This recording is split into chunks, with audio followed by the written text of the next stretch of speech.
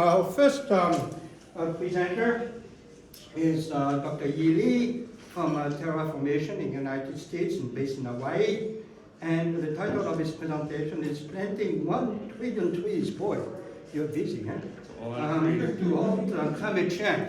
Dr. Li? Thank you. Thank you, everybody. Yeah, that's perfect. 20 minutes, right? 20 minutes. All right, give me the hook if I go over. Oh, don't do that. All right, well, good morning, everybody, and thank you for having me at Frankfurt Climate Week. Really excited to be here. Yeah, taking just a short break from planting trees here. I'm kidding. No, I'm here to tell you a bit about Terraformation. This is just a quick company overview. And I realize today we've got sort of a mixed audience, right, of academics and practitioners. For sure, Terraformation is on the practitioner side. We are a for-profit company that's operating in the forestry space. And I can give you just a quick overview of what we're doing, and we'll be here to answer any questions if you have follow-ups. So if you want to work as a practitioner in the area of climate change, there's sort of this watershed decision you have to make. Do you want to work in emissions reductions or in greenhouse gas sequestration? We tackle the second problem, sequestration. And so our mission is to plant billions of acres of net new additional forest in order to sequester gigatons of carbon dioxide out of the atmosphere and to do our part, right, as part of the solution to climate change. And we've got a 120-person team headquartered in Hawaii. We were founded in early 2020 or late 2019. I've just got a sample of our team members here. We do have some academics and PhDs on our team. And the team really is if you're trying to tackle forestry around the world, you really need to bring together a multidisciplinary team, right? So there's forestry experts, botanists, soil scientists, carbon scientists, economists, financial fintech executives on our team. And we're all trying to collaborate together to really create holistic forestry solutions that I'll tell you about in a minute. Ishan is our CEO and founder. He's in the upper left there, and my name is Yi. So I was the first employee at Terraformation. I helped start the company. Ishan and I have been friends for 20 odd years. Both of us are Silicon Valley people. So I grew up in Palo Alto, right in the heart of Silicon Valley. I just was lucky. I think part of my early career included a stint at PayPal. I was one of the first 100 employees there. Ishan was as well, so we got to know each other really quite well in the trenches there. And I did about 25 years of a career in Silicon Valley, founding companies, doing high-tech stuff. So I founded 4 startup companies, sold one company to Google, sold another company to TaskRabbit, and spent time working at some of the major brands, Skype, Facebook, et cetera, over the last 25 years. In 2019, Ishan and I, we kept track of each other for all this time. We have teenage kids now. And in 2019, both of us really saw this moment where we really wanted to figure out, like, do we want to continue working in tech, or like, what's the most impactful thing that we can be doing? And especially if you have teenage kids, as I did. My eldest turned 12 in 2019, and they start to ask you, pretty deep questions for kids, right? They'll just ask you very candidly, like, hey, Baba, what should I do when I grow up, right? And honestly, even now, I still struggle to answer those kinds of questions for my kids, because as a parent, if you're not very confident, right, about the state of the future world and the direction that it's headed, it's hard to give advice to young people. And I don't know whether to tell my kid, like, yeah, you should, do the Silicon Valley thing, go start apps and, create YouTube videos or be part of the creator economy, things like that, right? Or should I tell him to, like, learn hydroponics and vertical farming? Because, sorry, dude, your food chain is going to be really different than mine was, right? Yeah, so that's why Ishan and I decided in 2019 we have to commit the rest of our working lives to working on climate, and that's why we started Terraformation. So let me tell you a bit about what we actually do.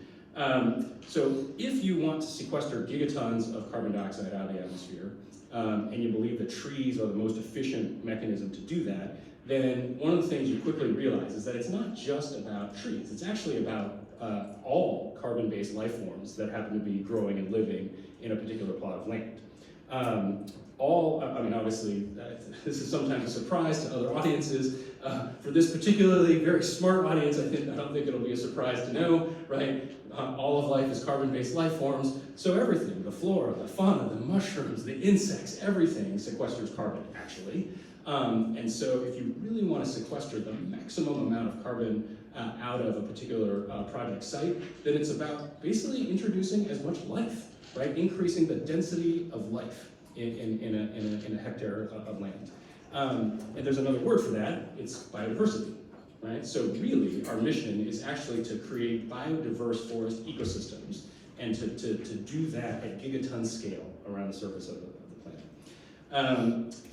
It turns out that increasing biodiversity is not only good for nature and for carbon sequestration, it's also a good business. There has been independent, several white papers that have come out just in the last year from Frontier Economics, Vivid Economics, Makers Without Boundaries. They've all published papers talking about the multi-trillion-dollar business opportunity in creating biodiverse forest or regenerative forest restoration projects around the planet. And not only is this like a carbon sequestration opportunity, but just when you create biodiverse forests, you actually create lots of other revenue streams that are potential from that particular project site. Things like agroforestry, silvopasture, solar and water. So there's lots of different opportunities that come from these biodiverse regions. And there's lots of land that's been committed to these kinds of projects, right? All around the world, governments and private sector landowners are starting to wake up to this opportunity and committing lands to these types of projects. And there's billions and billions of dollars of, dollars and pounds and euros and yuan that have been committed to these kinds of projects as well.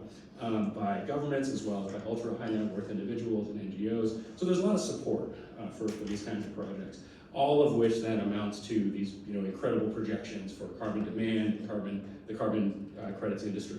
Okay, so if you've got this sort of logical realization that biodiversity is good and it makes business sense and there's land committed and there's funding committed, then we should all expect to see just biodiverse forestry projects popping up all over the place, right? But we don't today. So that was a real puzzle for Terraformation, and that's really actually the crux of our mission. We've gone around and talked to the leading forest creators of the world, the TIFs, the Edens, the WeForest, Global Forest Generations, right, of the world, the leading tree planting organizations of the world that have put collectively 250 million trees in the ground in the last 12 months, are probably going to put 750 million trees in the ground in the next year. And in talking with these groups, they all agree that there's these major bottlenecks that hold back scale of biodiverse forestry projects. And these are depicted on this slide, but I can talk through them quickly. First and foremost, if you're trying to plant billions of acres, it's going to take about 1 trillion trees to cover that much land.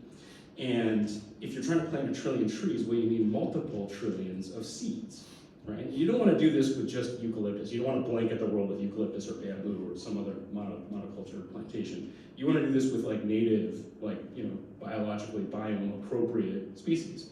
So do we have multiple trillions of those types of seeds? It turns out we don't, right? So that's a major bottleneck that we need to unblock as a world. We also need to have people, like trained people to be, and it's not a crazy difficult skill, but it is a vocational skill to learn, right? How to pick seeds at the right times with the right species, to desiccate them and clean them, process them, and be able to store them for planting occasions, right? So seeds and training is a big bottleneck just to supply, to power the forestry projects of the world. Biodiversity tracking is a second major bottleneck. If we want teams around the world to be able to take advantage, right, of all this carbon sequestration opportunity which biodiverse projects offer, then we need to find ways to be able to measure and baseline and to be able to report on the biodiversity impact that's happening in projects. And it turns out to be really hard today. A lot of the tracking just is like human auditing, right? Like send an actual human auditor to go walk around, sample a forest, and then figure out what's going on in there. This is a huge bottleneck to try to figure out how to automate and make more efficient biodiversity tracking. And then definitely not last but not least is early stage risk capital, right? Finding forms of finance that are appropriate for projects. And I'll talk more about these three in just in a minute here. So first, Terraformation again, we're a commercial company, so we're actually trying to do things in the world to actually solve these problems, right? To help solve the seed storage issue, we're trying to help the world reframe how seed storage happens, right? Instead of thinking about seed banks, I'm sure everybody's heard about like the Millennium Seed Bank, right, or the Botanical Garden Society, right? Like these major centers of seed storage, which tend to focus on agricultural food crop seed storage, but in any case, they tend to be these very large monolithic seed banks where people bring seeds from all over the world to one location and store them for these sort of apocalyptic scenarios, right? Rather than that kind of seed storage, what we actually need are hundreds of thousands of distributed working seed banks that are just close to the forestry sites that they're trying to support and are really just doing seasonal seed storage, right? Because you're just trying to like not let seeds fritter away. Like seeds are going to come off of founder trees, don't let them just sit on the ground, go collect them, bank them, and then be able to plant those, germinate them into seeds for the next planting season. So what the world needs are hundreds of thousands, this distributed network of seed banks. And Terraformation has created these off-grid modular seed banks, which can be solar powered, placed anywhere in the world, and be able to run on their own. We will manufacture and ship these, but we'll also provide the plants for free to anybody who wants to just manufacture their own. Seed training, I talked about. So Terraformation offers free seed training and nursery operations training courses on our website, terraformation.com. This is just scratching the surface, I would say, of the capacity building challenge for the world. Obviously, we offer these in online streaming video format in the English language, but translating these and making them available in many different formats, regardless of internet connectivity, regardless of language, regardless of culture, right? Like creating these kinds of materials for the world is a big step. Biodiversity tracking, this is not an issue that I think Terraformation is going to unblock by ourselves. We're partnered with many companies that are in the remote monitoring and verification space, everything from aggregating and federating satellite data together with drone and LiDAR data together with human collected ground level data to try to get a better picture of what's going on the ground. But biodiversity tracking through technology is a big step forward. And then this last step, this bottleneck around finance. This one's a particularly pernicious one. And you can understand it if you just think from first principles about trying to start a new forest, right? If you're a brand new team and you've heard about these billions of dollars of like bond funding that are available, or forest bonds or green bonds that a government just announced. If you're like a 2-person team or a 5-person team, and you're just trying to start a brand new forestry area, it's really hard to like apply for and receive one of those bond financings. It's really hard to apply for grants. And you definitely can't walk into like Google or Microsoft and say, hey, I want to sell you carbon when you're a 5-person team. That just doesn't, right, that doesn't pan out yet as a commercial operation, right? Because you're just too early stage. And so a lot of the financing that we have available in the world today for forestry is more targeted at later stage and mature forestry teams. And there's this funding gap actually for brand new or early stage teams. So this is where Terraformation has innovated and created this idea of a forest accelerator, whereby we give early stage teams access to capital, to equipment, hook them up with training and mentors that they otherwise would not be able to get access to.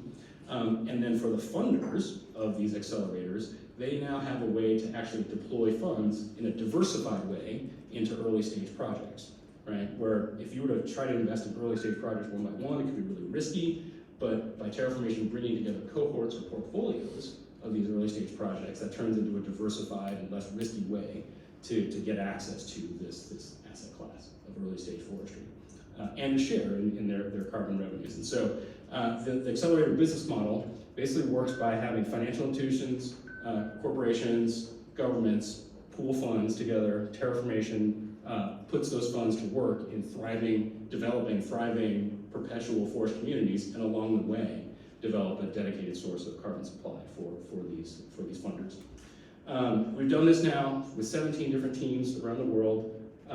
We're seeing about a 30% graduation rate from very early stage to actually commercially viable teams that have GPS tracked trees with species designations, and those trees are now ready for either carbon sales or for ecosystem services sales. And we're expanding our accelerator operations in these 4 regions of the world: Central America, West Coast Africa, the whole Southeast Asian corridor and New Zealand. So that's a quick overview of Terraformation. Totally happy to chat with folks afterwards if you've got questions, or I can take some questions now.